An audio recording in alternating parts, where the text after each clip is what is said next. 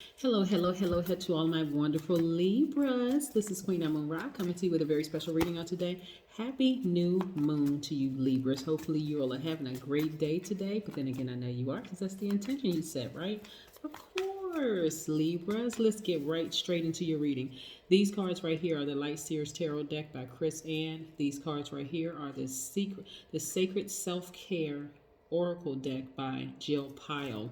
All right, this is a general reading. Please take what resonates with you. And if you're interested in a personal reading, my information is down below. Let's go. Most High God in the universe, please give me a special reading for my wonderful Libras as it relates to every area of their lives, specifically in areas of power and intellect, money and wealth, creativity and emotions, and spirituality, and where they need to take action. Yes, Libras. Yes, yes, yes. So, Libras, this new moon is great. Wonderful, wonderful, wonderful. We have 8 major moon phases, and this is the start. Yes, we have new moon. Tonight is a new moon. And what does a new moon mean for everybody, really? It's really a quiet time. This is where you're going to be looking inward, quietly creating things, switching it up a little bit, right?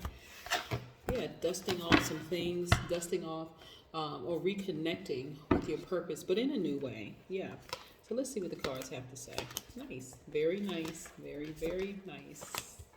Yes, very nice. Okay. We're looking at the Death Rebirth card. We also have the Chariot card. Let's see if we can straighten this up a little bit here. Yes, indeed. We have the Seven of Cups. We have the Eight of Wands. We have the Three of Pentacles. Let's see here. Let's move some things around a little bit. And we have the Ace of Pentacles. Yes. All right. So, Libra. Yes. So, somebody walked away from a marriage. Somebody walked away from a marriage where they felt like they were married to a snake. They felt like they were married to a snake. And it's caused you to start to even question your own judgment. Like, really question your own judgment. Okay, let me be clear about a marriage. It's not just a legal marriage, but this is somebody that you were really committed to. And you felt like, okay, this is my person, right? I could see myself marrying this person, that kind of energy. But the person was a snake, right? They bit you. Now you're second guessing your own intuition, which is not a good thing. This lets me know that you gave way too much attention to this energy, right? So they contaminated you, right? But again, the energy is gone. The energy is gone. And so now this is you moving on towards bigger and better things. I see perfect synergy for you in the workplace when it comes to your money, and I also see you manifesting a great deal of money. Yes, and I see things happening for you quick. Yes, so yeah. So when let's talk about the number 11 for just a second and tie all of this in. Like I said, we're talking about new moon energy, which is this is your quiet creativity time. This is a time where you're kind of sort of planting seeds. Of course, when you plant seeds, you're not going to see the growth right away, right? So yeah, you're not going to see growth right away. But this is your time for, just like I said, just going inward, right? This is a time where you're planting your seeds, you're writing down your intentions, you're really going easy on yourself, because when relationships end, sometimes you could think about the who's, what, where, why, and all that other stuff. You don't need to do all of that, right? This is really a time for you to start strategizing, envisioning exactly where you want to go, and allowing those answers to come through stillness, right? Relationship is over. Okay, it's time for me to be still, to really listen to what my intuition is telling me, or what the God in me is telling me, right? Yes, or you can also find answers through nature. A lot of people dismiss nature as if, it's there for a reason, right? Multiple reasons. But again, this is where you're reconnecting to your purpose, but in a new way. Okay, relationship is over. I'm not going to spend too much time dwelling on it. I'm going to start listening to my intuition, because my intuition told me what I needed to hear The first time, I'm going to start listening to my intuition more than ever before now, right? Absolutely. So let's talk about the number 11 for just a second, because that's our number for today, not just because it's the 11, but because 11, when you think about the number 11, it really means double new beginnings. Yes, you think about the number 1, that's new beginnings. But 11, the master number 11, is double new beginnings, which is great, great, great. I always say the new moon is the start of a new month. Instead of the first day of the month, it's the new moon, right? Is beginning of that month, right? It's double new beginnings.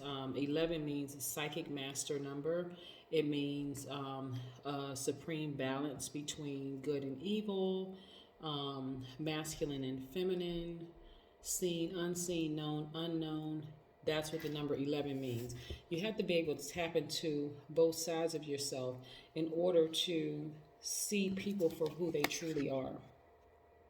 So if you were fully tapped in to your energy, you would have been able to see the snake coming up the road, right?